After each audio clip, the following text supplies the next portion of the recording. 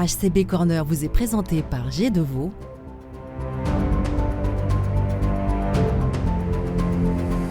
East London Clinique des Tilleuls.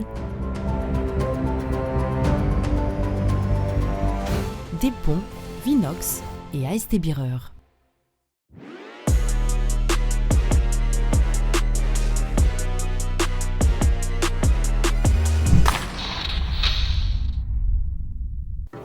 Deux matchs synonymes de deux victoires pour le HC Bienne qui a très bien entamé sa campagne Champions Hockey League. Soyez les bienvenus pour cette nouvelle édition du HC Bienne Corner. C'était jeudi passé, première rencontre face à Košice. HC Bienne gagne sur le score de 3-1. Et le samedi, ils remettent la compresse et gagnent sur le score de 6-1 face au HC Innsbruck. Nous aurons l'occasion dans cette émission de décortiquer ces rencontres. Chose promise, chose due, nous vous proposons de mettre maintenant un visage sur une voix que peut-être vous connaissez si vous suivez MySports version alémanique. Bienvenue Michael Crane. Salut Dominique. Alors on propose que l'on puisse se tutoyer puisque nous sommes les deux journalistes sportifs. Est-ce que ça joue pour toi? Bien sûr. Ok, parfait. Merci beaucoup en tous les cas Michael de nous rejoindre. Toi en tant que spécialiste, tu as suivi deux rencontres du HC Bienne. On parle de Champions Hockey League. Quelles sont les impressions que te laisse cette équipe du HC Bienne en voyant ces deux premiers matchs? J'ai beaucoup été impressionné par le dernier match contre Innsbruck, une victoire sans appel. Bienne a clairement dominé le jeu. Jeudi, lors du match contre Košice, je me suis dit que ça allait être difficile pour les Zélandais. On sentait beaucoup de nervosité. Je pense que c'est la nervosité du début de saison, des premiers matchs. Et Bienne devait aller chercher ses 3 points. On peut dire que nous avons vu deux HC Bienne différents lors de ces deux matchs. Justement, ce match de Košice, 3-1, dernier but qui a été mis par Jere Salinen dans la cage vide. On aurait quand même pu s'attendre un petit peu plus de fighting de la part du HC Bienne. Oui, c'est une question que je pose aussi aux joueurs quand je les interviewe. Qu'est-ce qui ne va pas? Qu'est-ce qui coince? Mais il est important de relever que le gardien de Košice était vraiment bien préparé. Pendant un long moment, les Biennois n'ont pas réussi à marquer un deuxième but. Et Innsbruck marque derrière. Mais bon, je pense que de la part du HC Bienne, c'était simplement une question de nervosité. Donc une nervosité que l'on n'a pas retrouvée le samedi. HC Innsbruck, soirée un petit peu de gala, 6-1, c'est quand même un score assez fleuve parce que Innsbruck est quand même une très bonne équipe. Comment est-ce que l'on peut comparer ces deux matchs entre le jeudi et le samedi? Qu'est-ce qui se passe dans une équipe? Je ne sais pas si c'est une histoire de déclic ou s'ils avaient dans la tête qu'Innsbruck a gagné contre Genève, le champion suisse. Les Biennois savaient qu'il ne fallait pas sous-estimer cette équipe. Après, la machine biennoise s'est mise en marche, a fonctionné.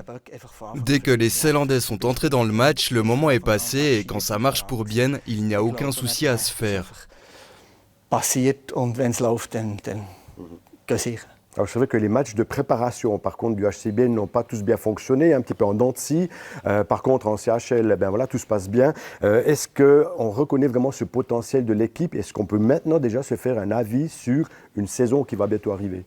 Je pense que le potentiel est grand, c'est certain. Je dois encore attendre, je ne peux pas déjà dire maintenant s'ils seront en finale ou non. Néanmoins, je pense que le HC Bienne est certainement au moins autant fort que l'année passée, si ce n'est un petit peu plus, avec Alexis Eponiemi et Ville Poka. Ce serait intéressant de voir si le nouveau duo d'entraîneurs va maintenir le niveau pendant toute la saison.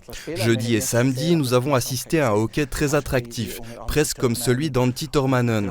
Je fais confiance aux Biennois pour qu'ils atteignent une des 6 premières places et ils sont capables d'atteindre les playoffs.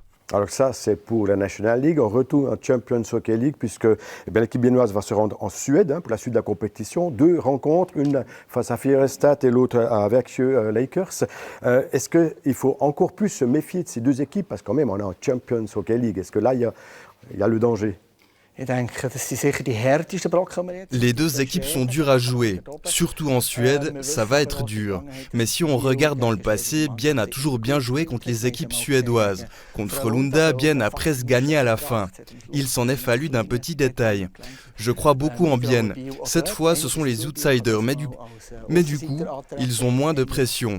Personne n'attend que Bienne décroche ses 6 points, mais les points les plus importants ont été pris lors du match contre Innsbruck à mon avis. Alors, Mikael Krain a l'occasion d'aller en Suède, tu as aussi toujours l'occasion de préparer les matchs de la National League, donc tu connais très bien les équipes. Là, il va falloir un petit peu se préparer autrement, je pense. Comment est-ce que toi, tu te prépares pour une telle rencontre?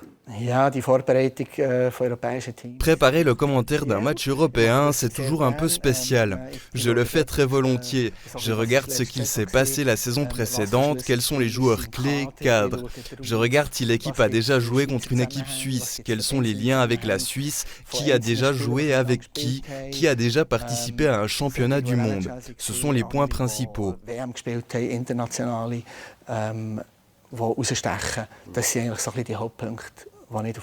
Allez, maintenant on va terminer avec le spécialiste pour quand même encore parler de ce début de saison du HC Bienne. Le 15 septembre, le HC Bienne va à Lugano. On va retrouver Bienne face à Zug le 16 septembre.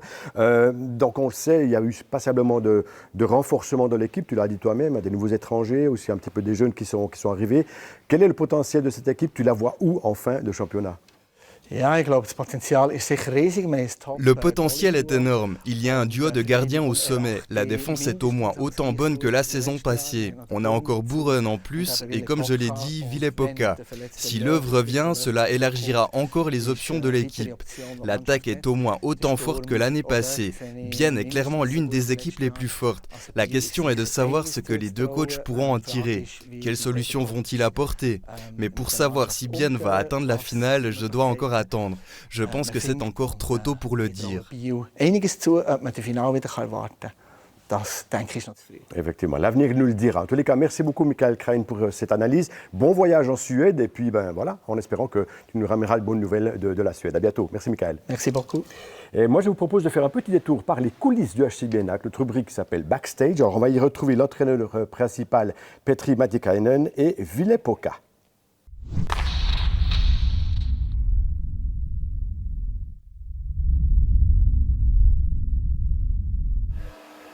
Je réponds Brunner, oui, j'en suis sûr. Je suis ici depuis 1 mois seulement, alors c'est difficile à dire. Jusqu'à présent, je n'ai pas entendu beaucoup de trash talk, mais tout le monde râle quand il faut jouer contre Radgeb ou Grossman. Alors, je dirais ces deux-là.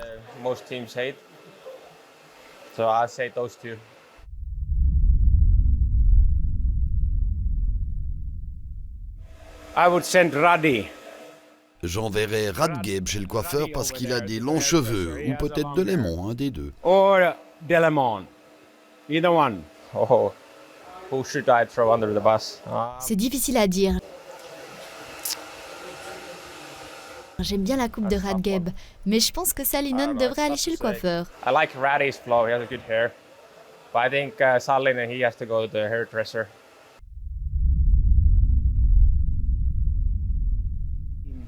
There's many guys. Il y a pas mal de gars rigolos, mais je dirais à nouveau Brunner, il est un peu plus âgé, il est très relax.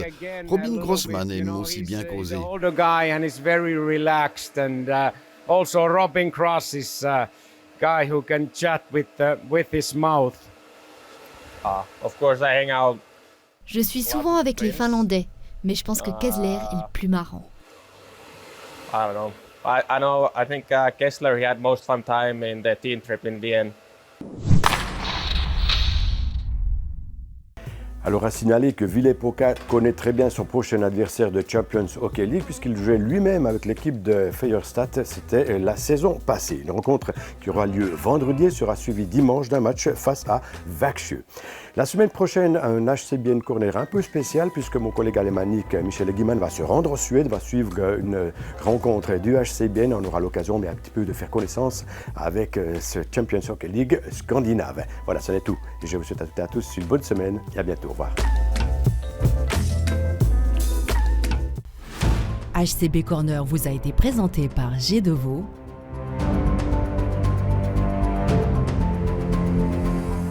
Irslanden Clinique des Tilleuls. Des Ponts, Vinox et AST Bireur.